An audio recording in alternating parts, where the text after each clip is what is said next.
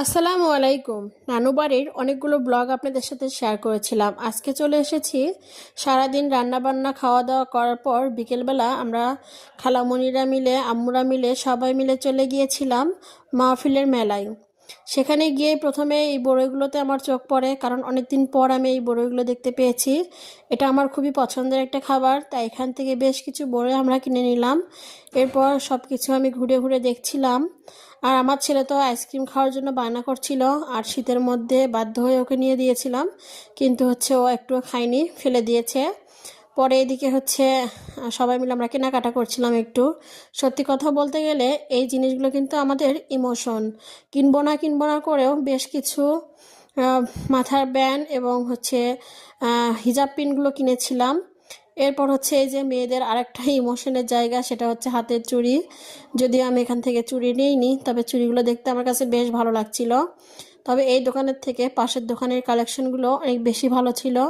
এখানে অনেক সুন্দর সুন্দর হিজাব পিন সহ আরও হাসির ব্রেসলেট, তারপর চুড়ি, মাথার খোপা সহ আরও অনেক কিছু ছিল। তো আমরা ঘুরে ঘুরে দেখছিলাম। আর এই তো চলে আসলাম আমাদের পছন্দের একটা খাবার খেতে।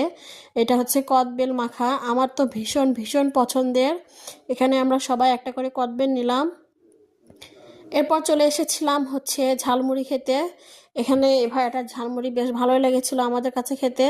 আমরা নিজেরা খেলাম, আবার বাসার জন্য কিছু নিলাম। এদিকে আমার ছেলে চানাচুর থেকে চিপস নিয়ে খাওয়া শুরু করে দিয়েছে। তো যাই হোক, এই তো আমাদের মাখাও রেডি। এবার আমরা পাশেই দেখলাম একটা দোকানে পেয়ারা মাখা দিচ্ছে।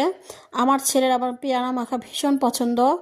ও আবার পেয়ারা মাখার থেকে শুধু পেয়ারা খেতে বেশি ভালোবাসে, তাই ওর জন্য আমরা একটা পেয়ারা নিয়েছি। আর আমরা আনারস আর পেয়ারা একসাথে খুব ভালোভাবে মেখে নিয়েছি। এটা তেঁতুল দিয়ে মেখে দেয়, খেতে ভীষণ ভালো লাগে। আপনারা খেয়েছেন কিনা কখনো অবশ্যই জানাবেন। তো এইদিকে এই তো মাখা বিক্রি হচ্ছে, আরও অনেক কিছু বিক্রি হচ্ছে। এরপর আমরা সবাই মিলে অনেক কিছু খাওয়া দাওয়া করে বাসার দিকে চলে গেলাম। সবশেষে সময়টা বেশ ভালো কেটেছে, আর এবার নানু বাড়িতে অনেক অনেক মজা করেছি। আপনাদের কাছে কেমন লাগলো ভিডিওটা অবশ্যই জানাবেন। আজ এখানেই বিদায় নিচ্ছি, দেখা হবে পরবর্তীতে নতুন কিছু নিয়ে। সবাই সুস্থ থাকবেন, আল্লাহ হাফেজ।